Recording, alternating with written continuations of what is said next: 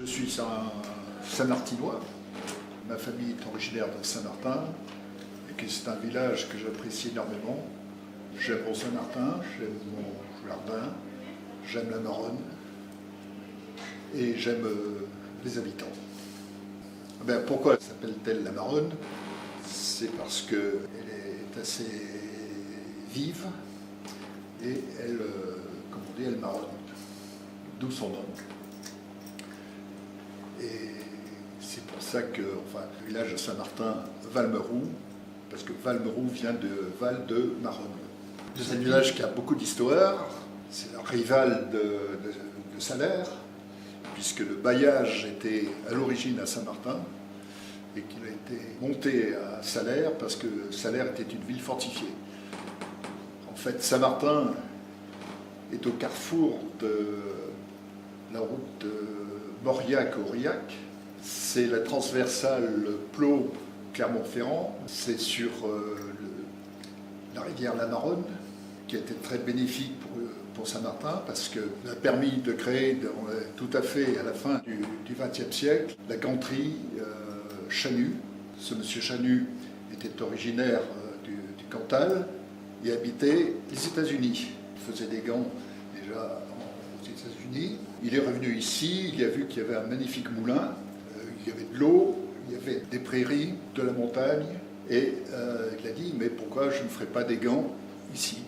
Et du coup, il a créé cette ganterie où on traitait les peaux, on les teignait et on faisait les gants qui sont repartis aux États-Unis. Ce qui fait que dans les années 1950, il y avait 400 à 500 personnes qui travaillaient le gant manuellement dans le Cantal, à Saint-Martin-Valmeroux. Ces gants étaient surtout étaient vendus sur Hollywood, portés par les plus grandes vedettes du cinéma. Et aujourd'hui, c'était repris par Isotonnerre, les fameux gants unisexes. Saint-Martin-Valmeroux fait partie de l'intercommunalité du pays de Salers. Nous sommes encore autonomes. Nous sommes vraiment au carrefour central de cette intercommunalité, d'ailleurs. Alors, nous avons un patrimoine intéressant, comme tout le Cantal, d'ailleurs. Alors, nous avons une très belle église qui était à la fois et romane et gothique. C'est assez curieux.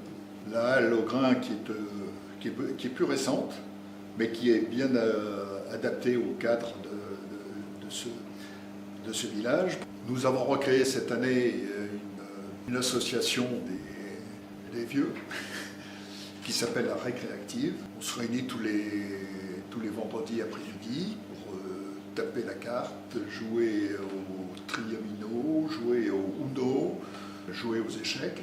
Et je pense que c'est nécessaire pour créer un lien de solidarité. Je crois qu'il faut savoir profiter de la nature, tout en reconnaissant que la nature ne vous enrichit pas matériellement.